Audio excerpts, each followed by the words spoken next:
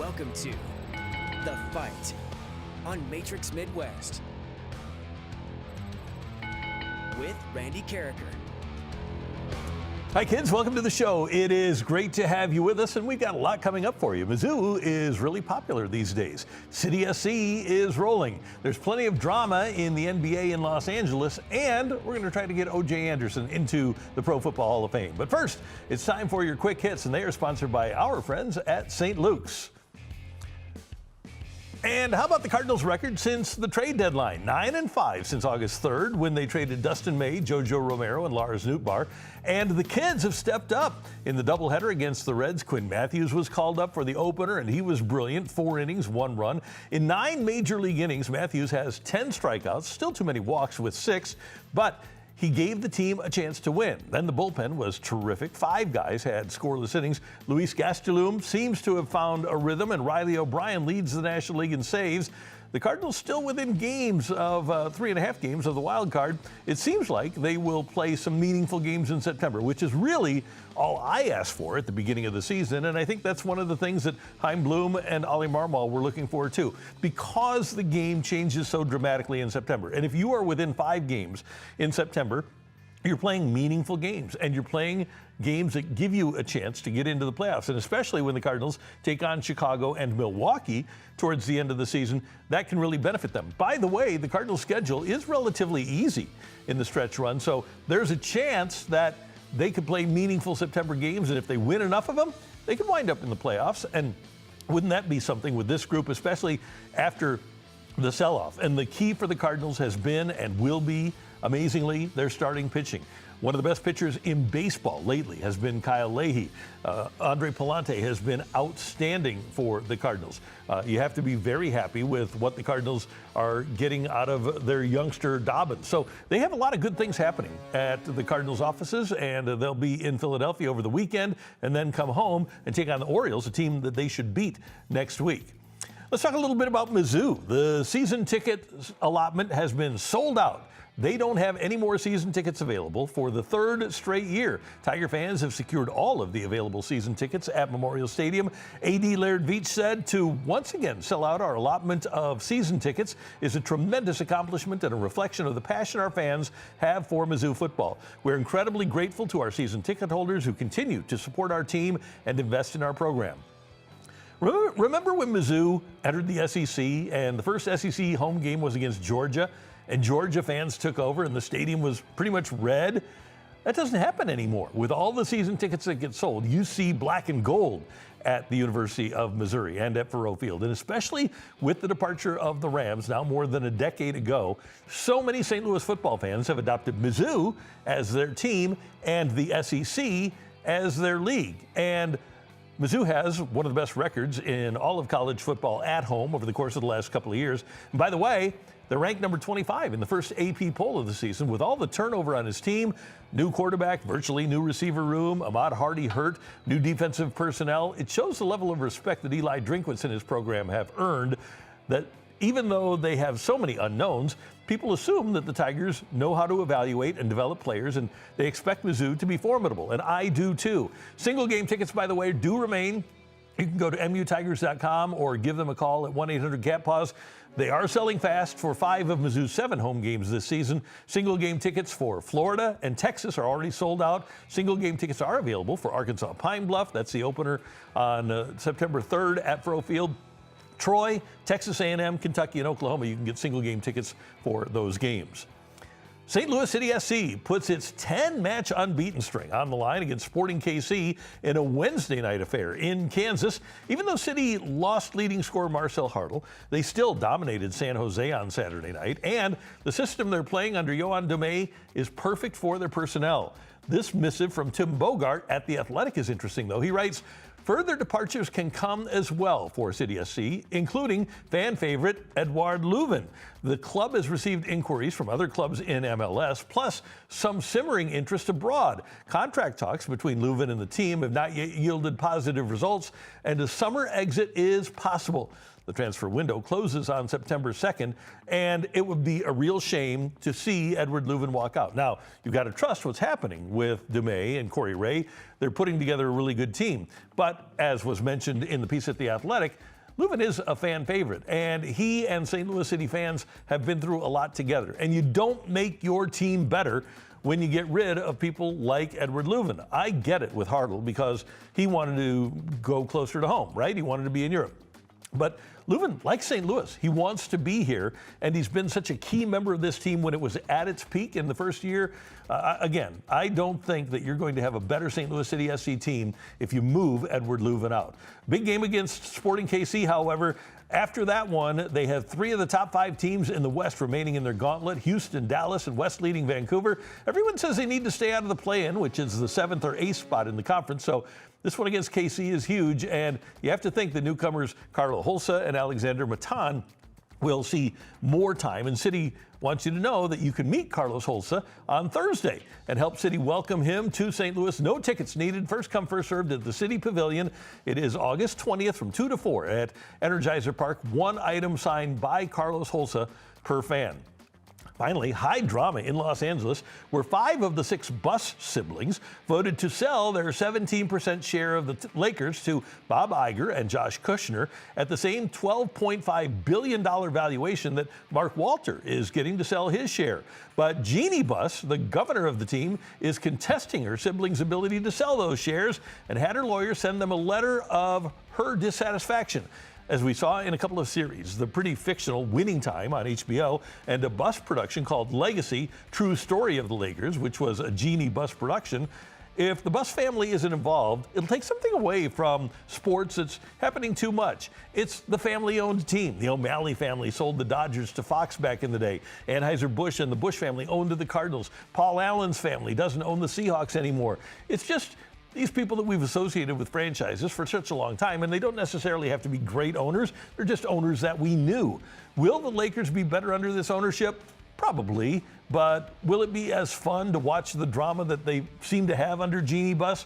Probably not. And it's also going to be interesting to see how this all plays out. Jeannie believes that she has the ability to stop the sale of her family's portion of the ownership of the team. Her siblings voted 5-0 against her to sell that portion of the franchise. I'm sure this will wind up in court, and it'll be interesting to see if her lawyer is right or if her siblings' lawyer is right. But either way, somebody else is going to be in charge of the Lakers in the future.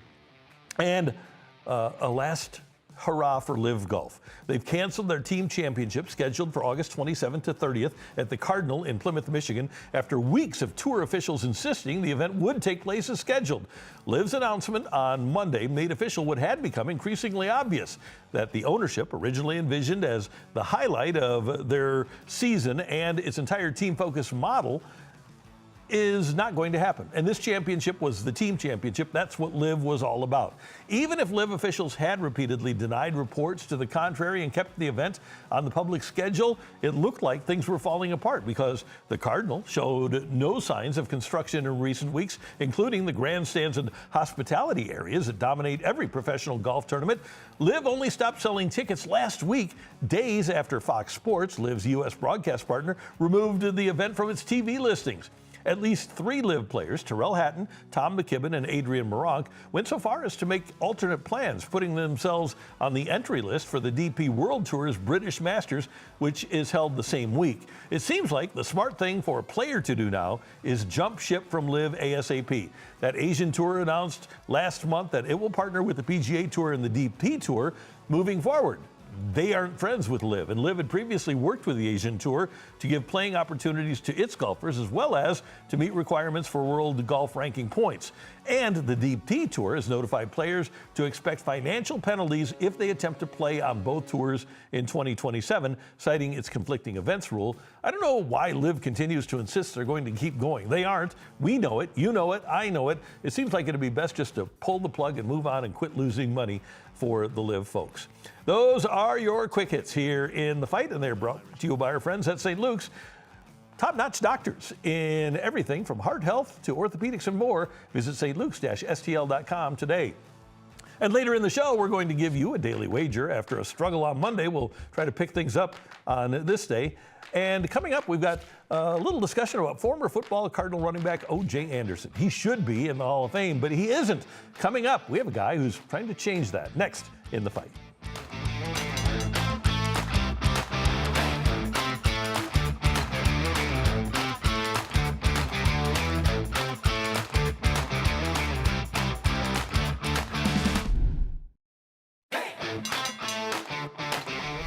For those of us that grew up in the time that the football Cardinals were here, we remember O.J. Anderson as a member of the Big Red in the early 80s. And he was the best running back the Cardinals ever had. And then he went to the Giants and he won a couple of Super Bowls. And he should be in the Hall of Fame. But he isn't. Well, joining us now is a guy that's trying to get O.J. Anderson into the Pro Football Hall of Fame. He is the founder of O.J. Hall of Fame train, and the guy who's the conductor of that train is Steve Enspinier. Steve, good to see you. How you doing? Thanks, Randy. I appreciate it. I'm doing great. Let's start with this, because you've been doing this for a long time. How do you think the process is going in trying to get O.J. in? Well, I think, Randy, you and I think a lot the same on this. It's been a little frustrating. I think what we've done is going really well. We went up to, actually, New Jersey for his New York golf outing, charity a couple of years ago. Hung out with people like Mike Tyson and Lawrence Taylor, and it was an incredible event, and he does a lot for charity. I would have thought he would have been in by now. And it's a lot of politics. You see what's going on with Torrey Holt, and it's quite honestly, it should just be based on what they did and how they performed. And quite honestly, it's not always that. But we've had a lot of good people helping us out. But it's been I thought the process would have been accomplished by now. So. Many years after O.J.'s career ended, you started this process. How did you get started with O.J. though? How did you get this train on the tracks? Well, it was a bunch of fraternity brothers from down at Mizzou, including my son, Michael Enspinier. And we sat around one day and we said, well, why O.J.'s in the Hall of Fame, right? Turns out that we were shocked that he wasn't. We, of course, most of us knew it, but some of the others that weren't quite as big red as we were assumed he was in. So I just reached out. I knew he had a lot of connections up in the New Jersey, New York area.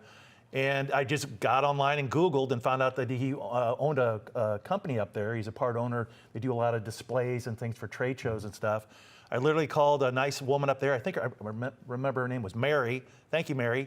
And she got me in contact with O.J. Obviously, she respected the fact she wasn't just going to give me his cell phone number. Mm-hmm. And the next thing I know, I was talking to my idol, Otis Anderson, who is probably one of the nicest human beings I've ever met in my entire life. And he's frustrated, but he's such a good man that he doesn't show his frustration. I would be showing it a little more as I do as a fan. But that was how it started, just by doing a little Google stalking, for lack of a better term, and found his company and then went through the channels that way. So it's been a long time. When's his last year playing? Was it 92? I do believe so. But I forgot after the Cardinal year. Yeah, but I was in the 90s, early 90s. So, but is there a time left before he cannot get into the Hall of Fame anymore? Well, that's the good news. There is not an end. But O.J.'s comment, and he says it with a smile, he'd like to get his flowers before he's in the ground. Yeah. So, and we see a lot of players that get into the Hall of Fame when they find out that they're sick, and that's great and all. But O.J. deserves it now. And so, basically, the good news is that this could go on forever, and then through the senior committee, and then hopefully he'll eventually get in while he's above ground. Yeah. Steve, I'm one of those people that thinks we can watch stuff like this. We can just get on YouTube, and we know that he's a Hall of Famer. It's not hard. But there's a lot of people that didn't get to see plays like this. What for you is the most compelling argument for O.J. Anderson to be in the Hall of Fame? Well, you've seen this. I know the fans out there can't see it. We put together this resume. This went to Canton. And in the one sheet here, it lists, and I apologize to look down here because I could probably do it without looking down, but I want to be accurate. It lists the players that where they were, if you froze it in time when O.J. retired. These are the running backs in front of O.J. that are in the Hall of Fame. Walter Payton, Eric Dickerson, Tony Dorsett, Jim Brown, Franco Harris, John Reagans, O.J. Simpson. I think we've all heard of them. The next guy in that line, the year he retired, number 8 all-time was Otis Anderson. That should be the end of the conversation. The thing that's more frustrating are the guys behind him that walked right into the Hall of Fame on their first ballot.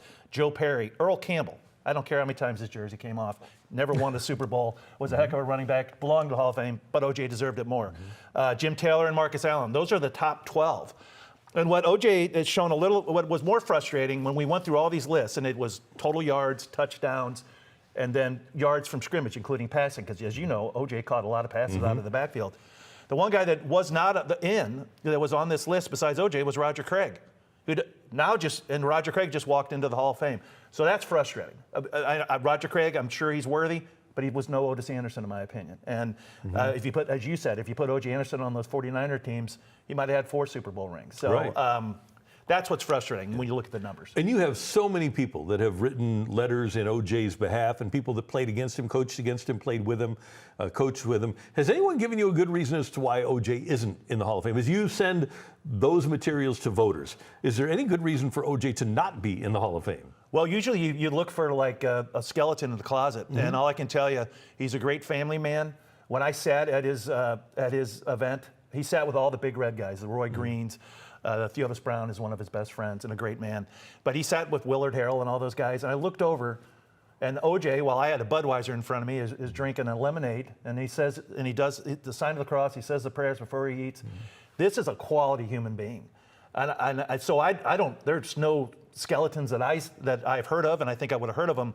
But the thing I think that is hurting him is how bad the Big Red organization and the Bidwell family is. How much, when he left St. Louis, people forget about how beautiful of a runner he was. As you know, he was fast. He's still the second all-time leading rusher at the University of Miami. That's insane.